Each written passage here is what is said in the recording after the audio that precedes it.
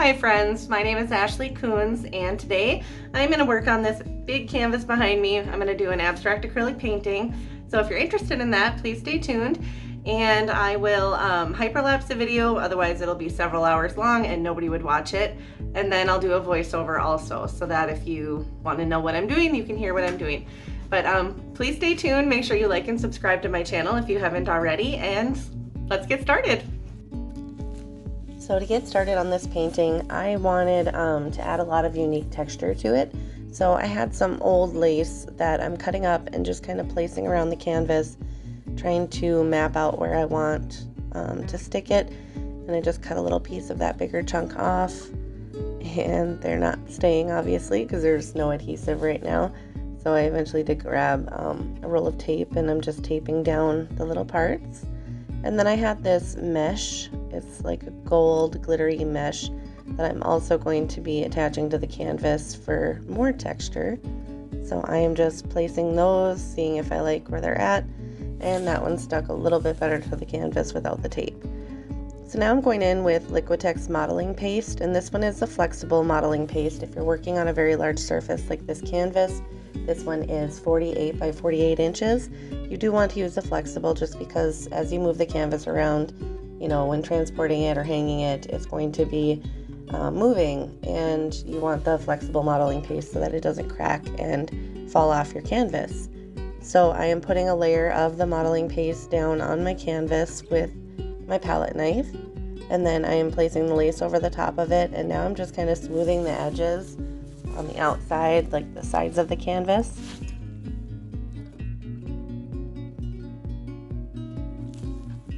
And I'm being careful to not put too much modeling paste down because I really want to retain the texture of that lace.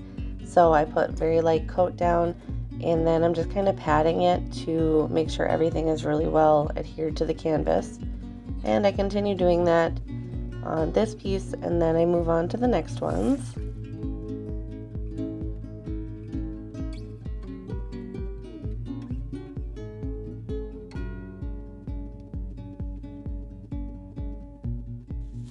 Now that I have all of the pieces stuck down, I'm just kind of smoothing the edges on this one, and then I'm adding a little bit more texture to the whole canvas because I don't want, you know, all of the area without the lace to just be 100% flat. I want that to be slightly textured as well. So I'm going in with my modeling paste and just adding a little bit more. Next, I'm moving on to adding color now to the canvas. So I chose a very dark blue color and some black, and I'm just putting it on the canvas straight out of the tube, and then I'm dripping some really thin white paint down it, and I'm going in with my brush and starting to blend that color out. You can see that's a very dark blue, and it's mixing in with the white to create some grayer shades, and just continuing on blending that color. So at this point of the painting, I'm kind of avoiding painting over the main lace area just because I don't want to build up too much color on it. The color that I do put over that area is usually thinned down quite a bit with acrylic paint. Now you can see I just put on a glove and I'm using very thinned out white acrylics, and I'm just dripping it all over the canvas. I'm smoothing things out, I'm blending, and there I go over the lace area there. And again, this is very watery, thin paint, so it's not going to fill in all the cracks and all the detail on that lace, which is what I'm going for.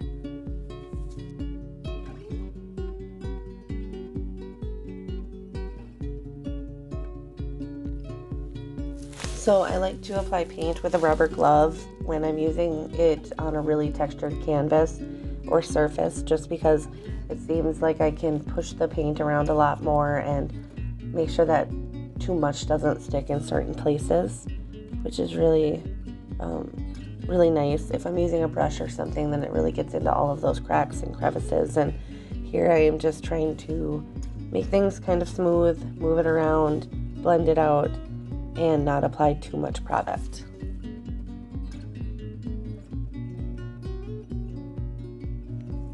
So now I just grabbed a light pink shade, and I'm just adding a tiny bit in a few places just to add a little bit more color dimension. so that it's not so blue.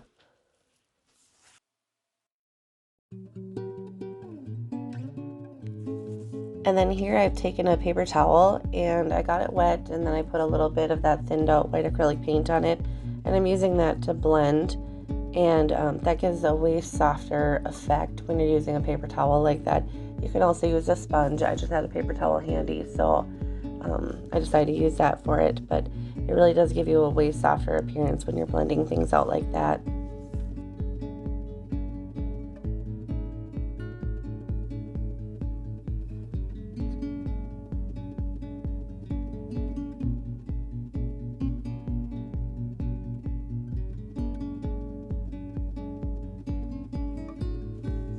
Here I'm going in with that thinned out acrylic paint, and I'm just making sure I have paint on all of the lace and all the mesh parts, so that the modeling paste has a little bit different sheen to it.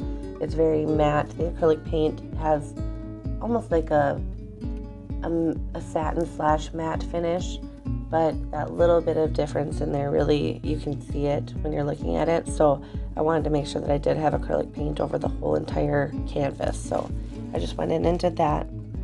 Now I've grabbed a can of Montana, it's like Effects spray paint, and this one is the marble one in black, and I sprayed that on there to add some texture. And now I'm going in with my Catalyst Wedge and a really pretty violet color, and I'm adding layers onto the main part of my canvas now. So at this point the background is pretty much done, and now I'm building out towards the front.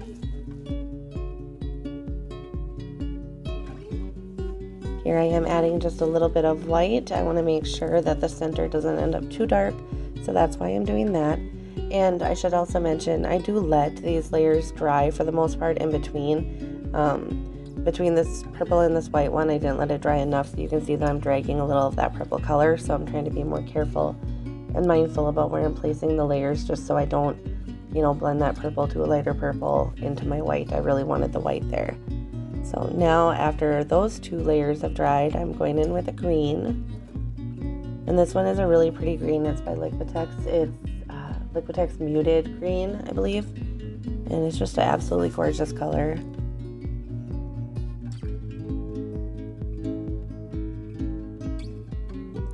So here's where I started questioning everything. I felt like my shape was becoming like too rounded, and it wasn't really centered, and I wasn't sure how I was feeling about that. So I started kind of building out more, and you'll see towards the end I really did change the whole shape of the painting when I was adding more layers on. But now I'm just going in with some acrylic inks, and I'm doing little drips down my canvas. I'm starting with that violet color, then I went in with the muted green and did some drips with that.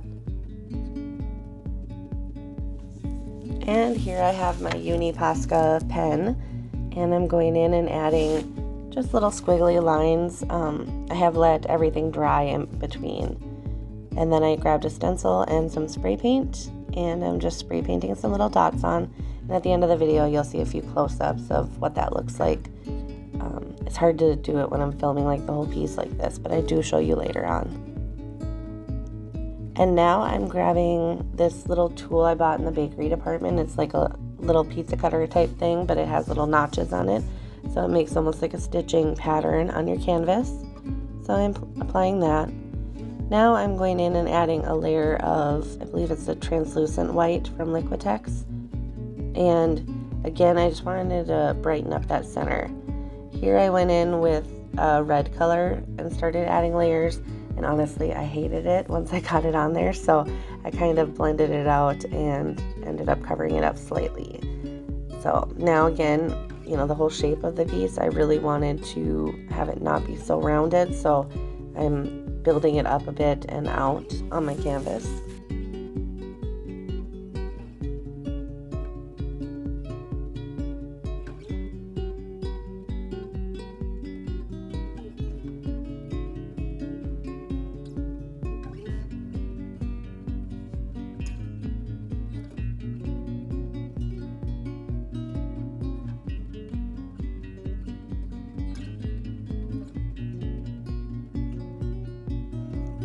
And here I'm going in with the final color. This one is The magenta color is from Golden, and just adding that, and I think it really brightened up the painting. And I love hot pink, so I don't know, I'm just really happy with how this one looked. Once I started adding that hot pink, I was like, yes. And so these are some close-ups just so you can see some of the detail in there. You can see the marker lines. And here I'm going in with another marker. This one's a little hard to see. I wish I would have chosen a different color for filming, but again, all the paint on the canvas is already dry when I'm going in with these markers. Otherwise, they will get like filled up with paint on the tip of them and stop flowing nicely.